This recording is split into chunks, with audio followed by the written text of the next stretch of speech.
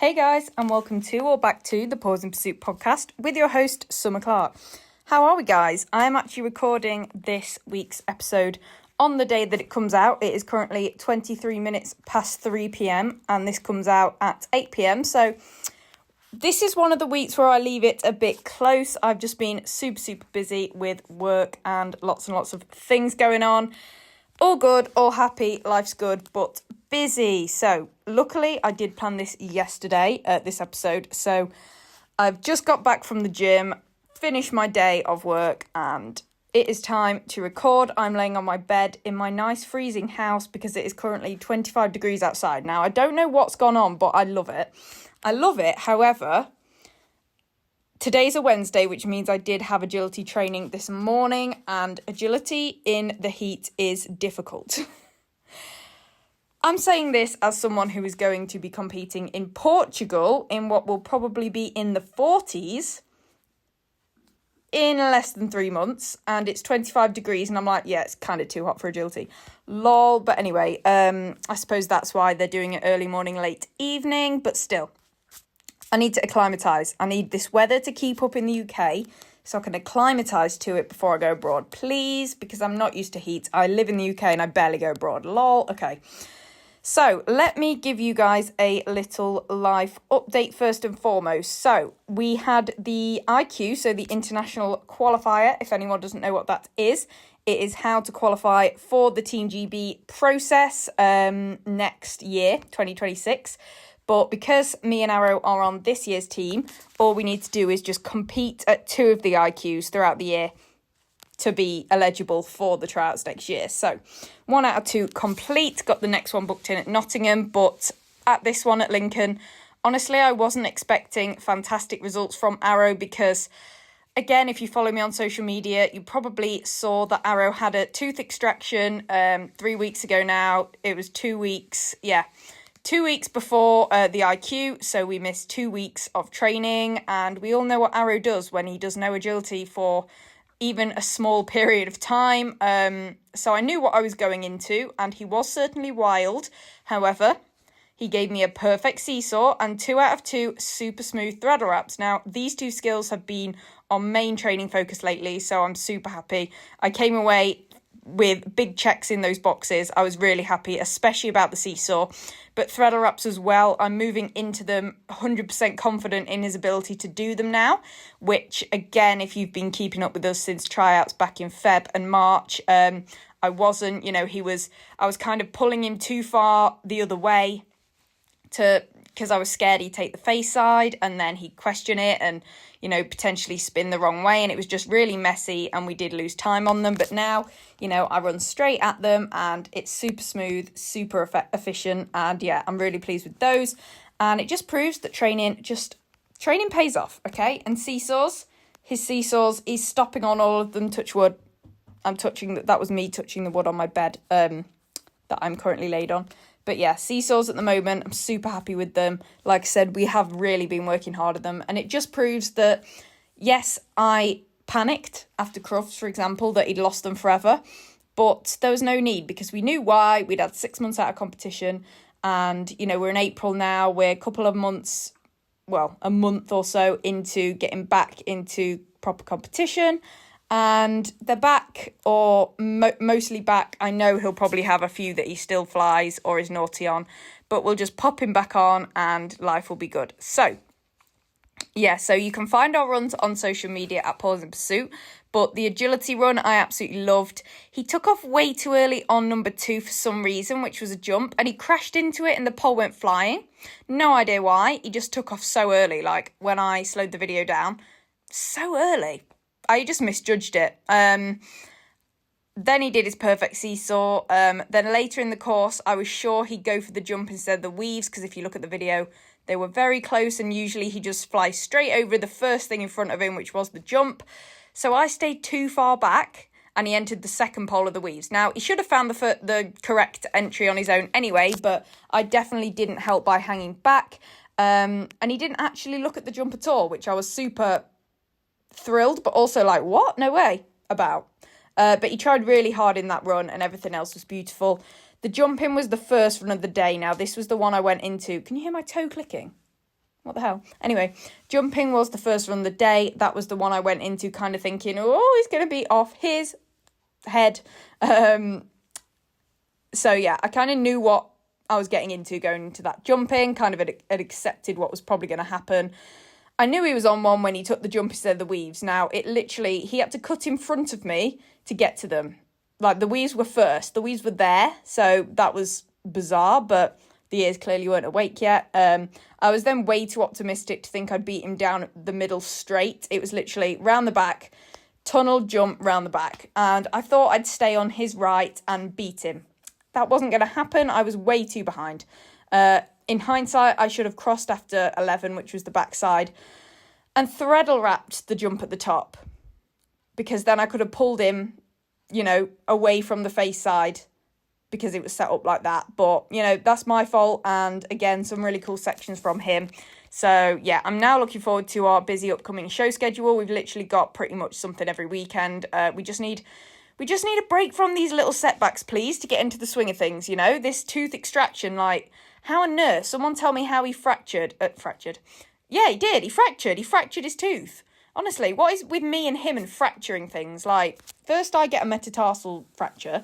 Now he fractures his tooth. He's already fractured a tooth before, and that was from chewing hard antler chews. He hasn't had a single hard chew since, and he's somehow managed to fracture another tooth. He was only meant to be going in for a dental, and then they found that they needed to extract. So they were like, oh, you can't do agility for 2 weeks. I was like, okay, that's good. But anyway, that was the IQ. And then the day after, we had the first GB team day. And Arrow felt really cool. It was such a good day. I love these days, really chill. But, we go really hard in the training, doing some relay practice with our team of 4. So we had me, Jamie, Amy and Max, which was super fun. And we all smashed it, to be fair. Considering we're the youngster team, we did really well, held our own. Arrow was really cool, learnt a lot.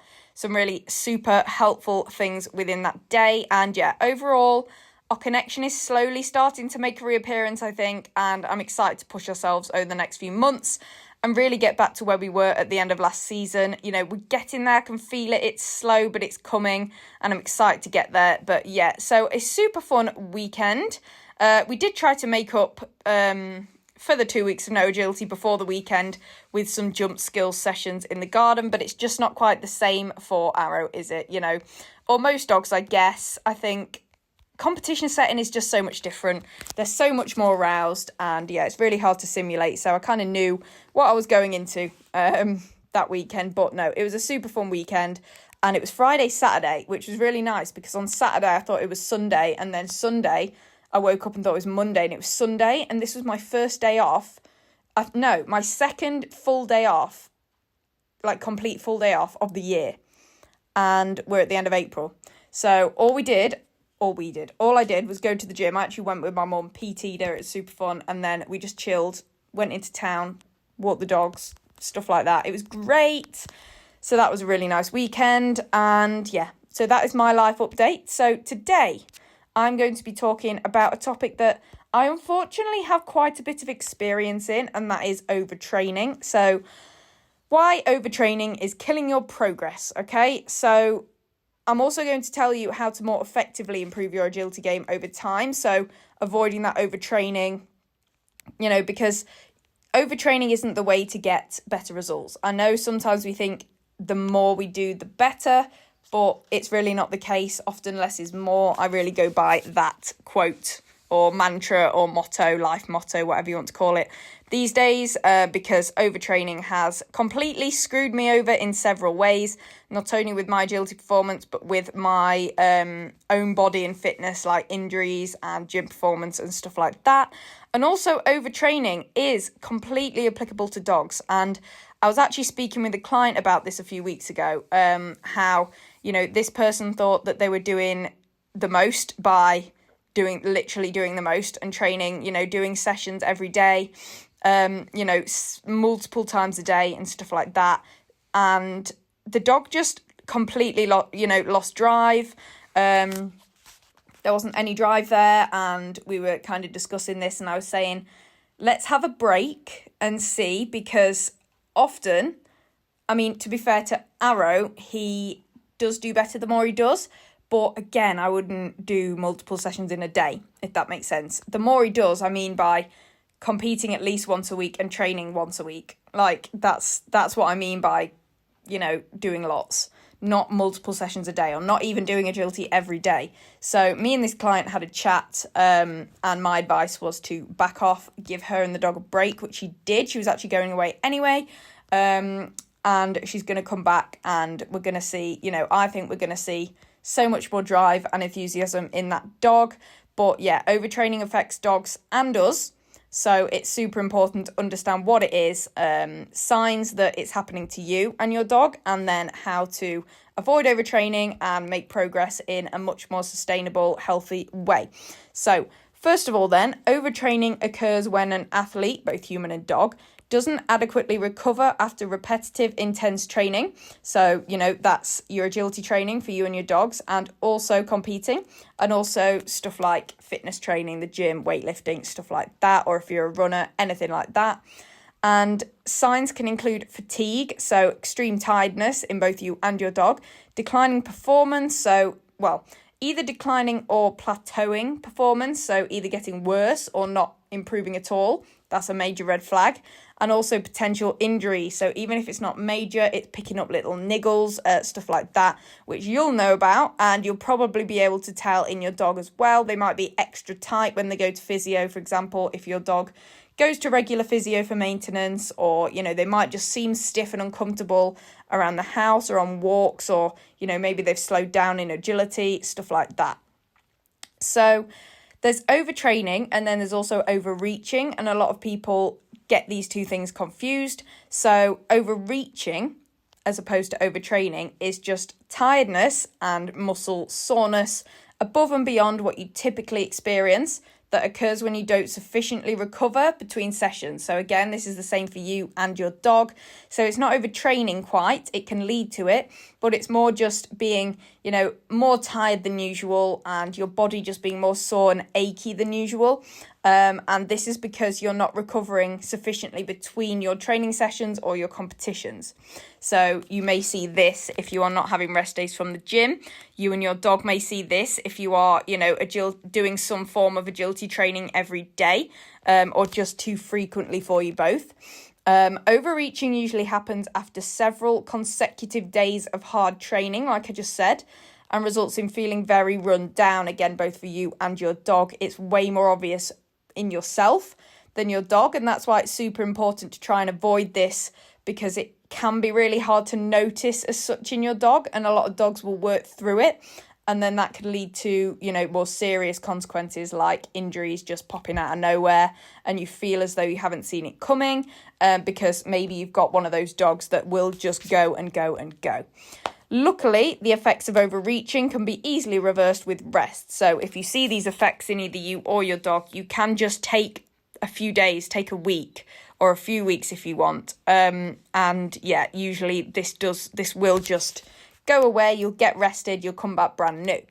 However, overtraining occurs when an athlete ignores the signs of overreaching and continues to train through it. Now, this becomes a problem if, like I said, you do have one of those dogs that will just keep going and going and going through anything that they feel, which a lot of our dogs do, that are highly strung, really love the game and stuff. So that's tricky. Obviously, you, as far as you go, you may, and I've been so bad at this in the past, and I still am tempted, and I have to fight my own brain and go, no, stop, Summer, stop. This is bad. Do not do this again. So, maybe you kind of know those signs are kind of creeping in, happening to you, but, you just love your training so much. You love agility, maybe you've got something coming up, a competition that you really want to keep training for and doing really well at. So you think, and you do have that mentality, which we all do before we learn that, the more we do, the better we'll get, the more we'll improve, the more we'll be ready, the faster we'll be really good and stuff like that. So you just ignore the signs and just keep going, despite the signs of overreaching, because of those things that I just said. And that's when you risk the overtraining. So many athletes believe that weakness or poor performance signals the need for even harder training. so they continue to push themselves. This only breaks down the body and mind further, okay? Again, same for you and your dog. A lot of people believe that, seeing weaknesses in the ring or performers being poor means, right, that it's time to go even harder, okay? And that is not always the case. You need to notice the signs of overreaching and, early signs of overtraining.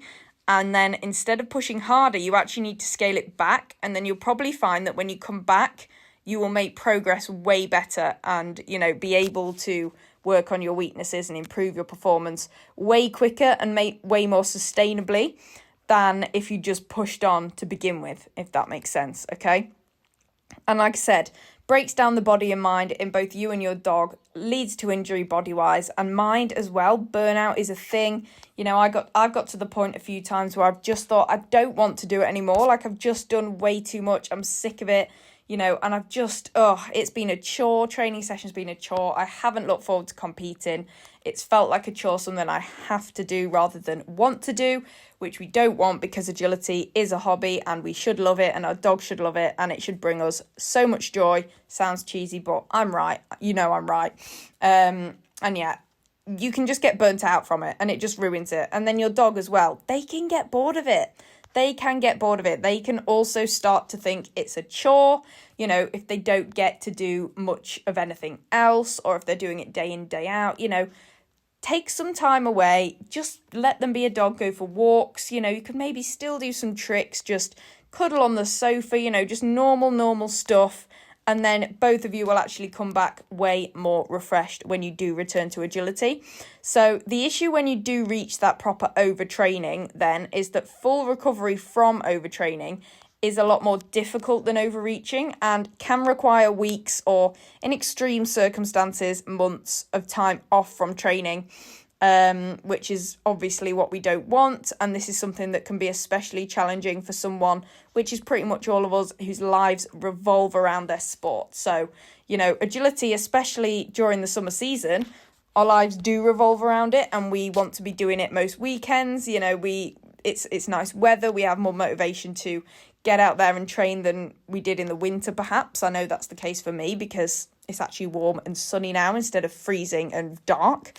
And then if you face something like overtraining because you didn't listen to you or yourself or your dog, and your reactions to the load that you were placing upon yourselves, then, that can mean, right, now I have to take weeks or months off, whether that's from an injury like I had, for example, and that was 7 months off, or, if it's mental and your dog just won't do it anymore, or, you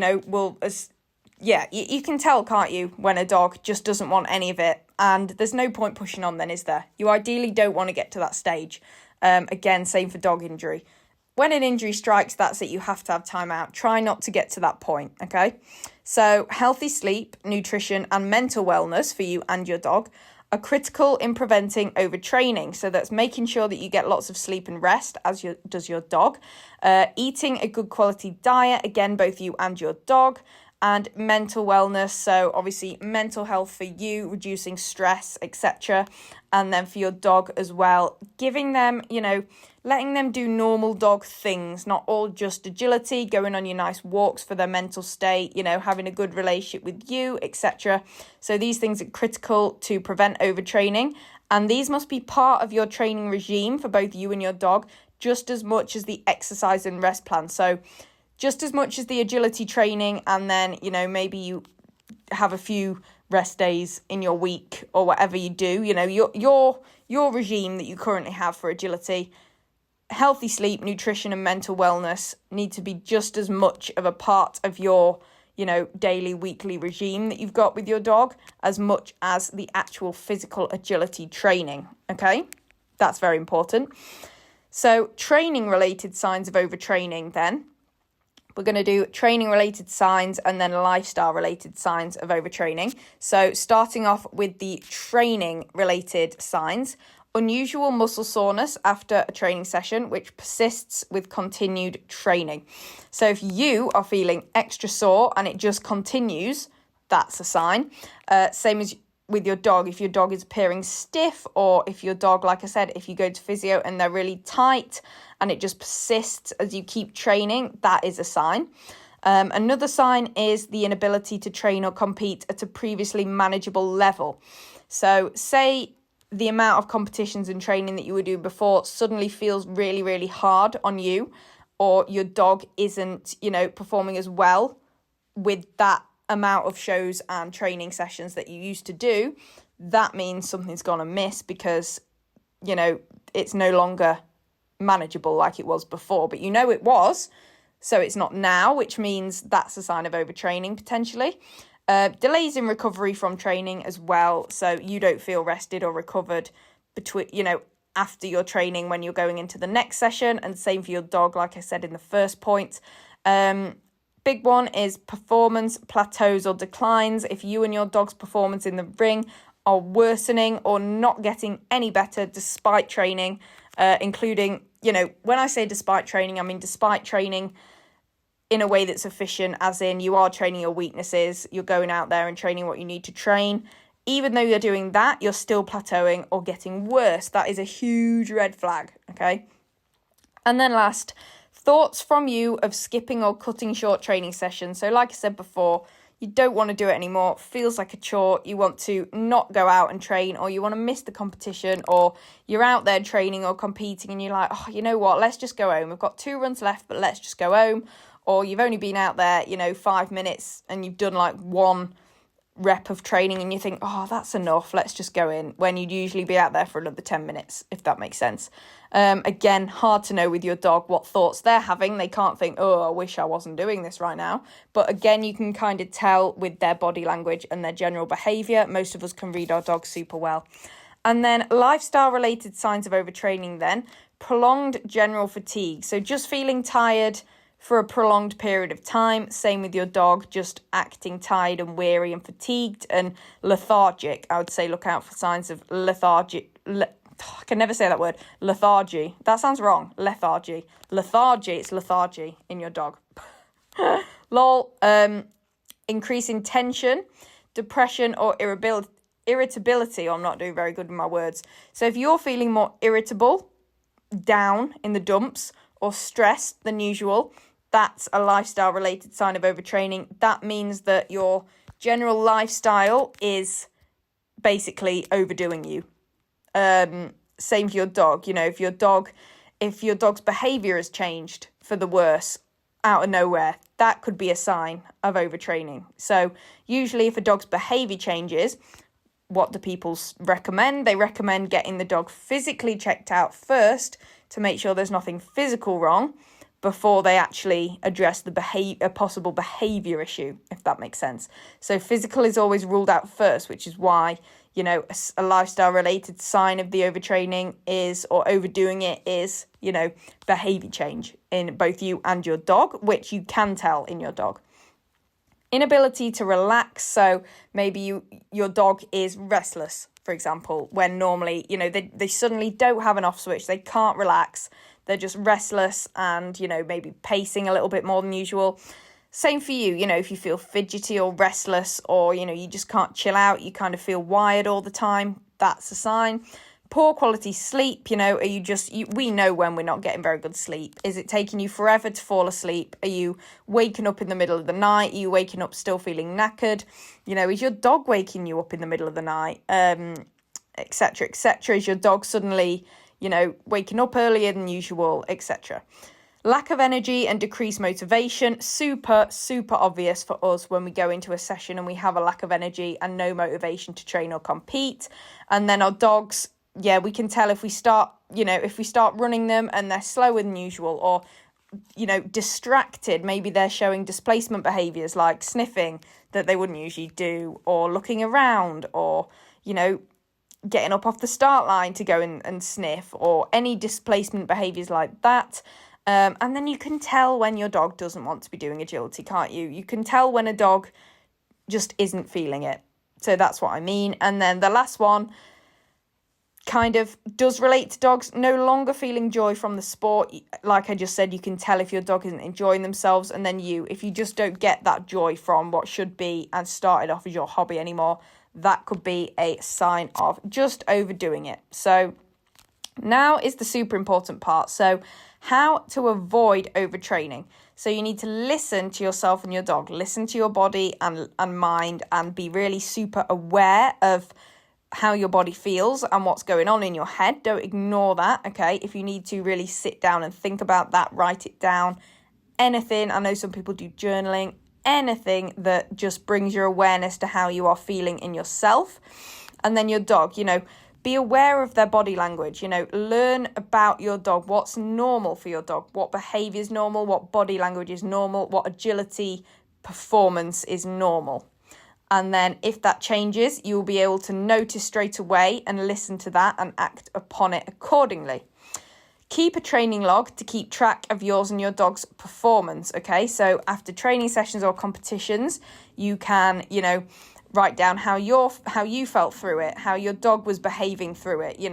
If your dog was slower than normal, faster than normal, if you were more, had more energy, less energy. So not necessarily keeping track of equipment specific metrics like 5 faults on the seesaw, broken start line, stuff like that, but more the kind of wholesome, how are you feeling and how is your dog, that deeper, how is my dog behaving? How are they acting? Did they seem slightly off? Or, were they their usual motivated, driven self around the course? Stuff like that. So after every training and competition, you can look back and you can see if that's changed or if that is staying the same. And really, we want it staying the same. Performance wants to be improving over time, but sort of your dog's general behavior around the sport and in the ring should be staying the same. We want that same level of, high motivation and stuff like that. Same for you. We want to be staying motivated over time. So then you want to make sure that you're balancing training and competing with recovery. Like I said, just don't overdo it. And that's common sense. You can tell. Again, it's different for everyone, so I can't give you you should be doing this amount of sessions over the week, etc. You should be having this amount of rest days, because everyone's different. Play around with it. Often it is trial and error, but you will know deep down in your heart of hearts, your body and your mind will know if you're doing too much, okay? And if you're not recovering enough. And if you're not recovering enough and you're overdoing it, chances are so is your dog, okay? Because what we do, our dogs do as far as agility goes. Not necessarily your training outside of agility, obviously, but yeah. Again, this is why keeping logs is really helpful, because you can look back at what you've done separate to your dog, what you and your dog have both done, etc. So alternate the type of training you and your dog are doing.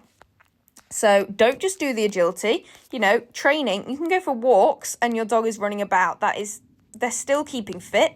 Okay, you can be doing your dog's physio exercises, their strength and conditioning, their stuff like that, their core work, their proprioception sessions. Not everything needs to be and should be, in fact, it shouldn't be all agility. You've got to do the background work.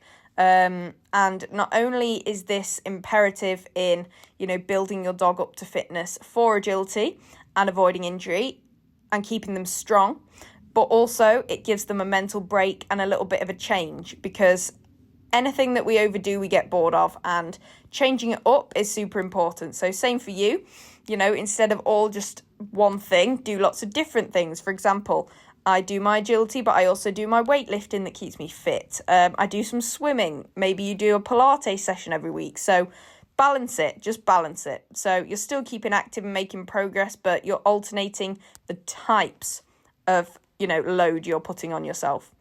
So acknowledge when you're overdoing it, and this is super hard, and take a step back. This is so hard because that voice says just keep going, and you'll get over it, or it's just part of it. This is, it has to be tough to pay off or whatever. No, if you're overdoing it, and you need to take the step back, and you just need to just let go of the control. In that sense, yeah, just let go of the control and go, okay, it's time for me to take that step back now and just allow it, relinquish control because it's not in your control. Once you're overdoing it, you need to just step back, okay? Stop trying to stay on top of it and push through because you think you're being strong, whereas actually you're just making it worse. Make sure you and your dog are eating and hydrating well. So make sure both you and your dog have a nutritious diet and you're both eating enough of nutritious food. And then you're also staying hydrated. So a lot of people forget to drink water, okay? Have a bottle, fill it up at the start of the day, try and finish it, 2, 3, however much you want, okay? Well, everyone's different depending on your size. I typically have 1 to 2 litres a day. In the summer, sometimes 2 to 3. And it depends what exercise I'm doing on that day. On a gym day, I do have more. But yeah, make sure you're remembering to drink. Same with your dog. Keep offering water. I know a lot of dogs don't like to drink at training or competitions. Arrow is really strange where at competitions he'll like go all day without drinking. So obviously there's things that you can add to your dog's water to encourage them to drink, whether that's giving them stuff like goat's milk or obviously Better Dog Exists, stuff like that to make sure they're drinking throughout the day, not just on training and competition days, but just in life in general. Make sure, I mean, it's common sense, but it really does make a difference. So wherever your dog is, always make sure they have access to that fresh water, and then keep a water bottle on you and keep drinking little and often. And then the last point to avoid overtraining is reduce yours and your dog's general stress levels in general. Now, this is very lifestyle specific. Everyone's stress levels will be different depending on how their lives are.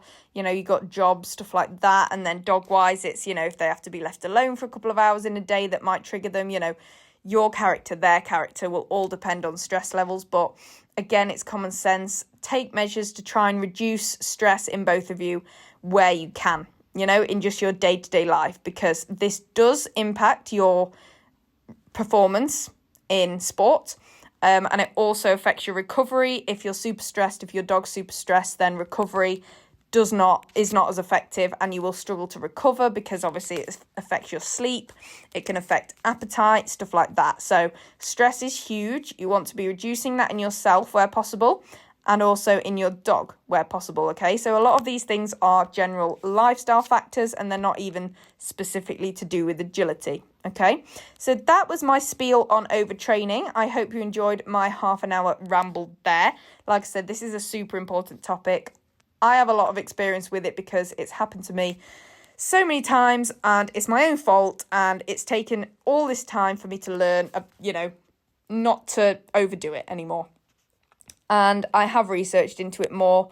And if you want any more information, or if you want to, you know, ask any questions about any of the things that I said in today's episode, please do reach out. I'm on social media at Pause in Pursuit or Summer Clark. So please do go follow on there.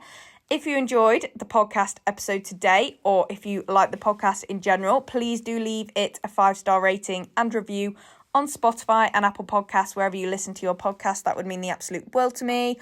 And make sure you're following the podcast, because next week I have a monthly Q&A again. It is that time. It is May. That is crazy. It's actually May tomorrow, which is wild. But yeah, next week, monthly Q&A. So on Sunday, I will be asking you guys for your questions that I can answer for you in next week's episode. So make sure you're following the podcast so you don't miss that one. And I have lots more episodes planned for you guys every week, Wednesday at 8 p.m. I have Ashley Butler coming on the podcast late May, early June. So that will be super fun. You do not want to miss that. We're going to be talking all about her journey from winning Britain's Got Talent to representing Agility Team GB. So yeah, lots of cool stuff occurring. Let me give you a rundown of what is going on within my coming week. So I'm teaching a workshop on Saturday all day, which will be super fun. We are then travelling to a hotel, staying in a hotel Saturday night. Then we've got Vine Champ on Sunday and Monday. I keep thinking it's Saturday, Sunday, and then I'm like, no, wait, it's Sunday, Monday, because it's usually Saturday, Sunday, but it's bank holiday again, isn't it? I swear we just had one of those or two, but anyway. So yeah, Vine on Sunday, Monday, and it's a champ show. And there's lots of qualifiers there. So I'm super excited for that. And yeah, if you're following us on social media, you will see how we get on. Always on social media, I am always on stories, etc., etc. So make sure you are following over there to keep up. And do keep sending in your podcast episode requests, both things you want me to talk about in my solo episodes and also guests that you would like me to have on the podcast in the future and the topics you would like me to discuss with them. I love guest episodes. I've been really trying hard with them lately. Well, I always have been, but especially lately I have been, asking you guys who you want to see on the podcast, reaching out to lots and lots of people, and yeah, super exciting. Then also next Tuesday, I have my first training session with just my GB team of 4. So me, Jamie, Amy and Max are getting together at Dog Sports Derby, and we're going to do a little training session. GB permission slip pending for the win. That is our team name because we are all super, super young in comparison to pretty much the rest of the team. So we thought that was a cool, funny name for our team. But yeah, so super fun week ahead, and I will let you get on with the rest of your day or week or evening or morning or whenever you're listening to this. I'm going to go eat my yogurt bowl now, actually, in the sun. I did burn a little bit yesterday because I forgot to put sun cream on my shoulders because I'm pale. Need a fake tan again, but today I put my sun cream on, so I'm going to go out, sit outside, top up the tan, and, well, top up the natural tan before I fake tan. Sit with the dogs and eat my yogurt bowl. So have a great week, guys, and I will speak to you next Wednesday at 8 p.m. Bye, guys.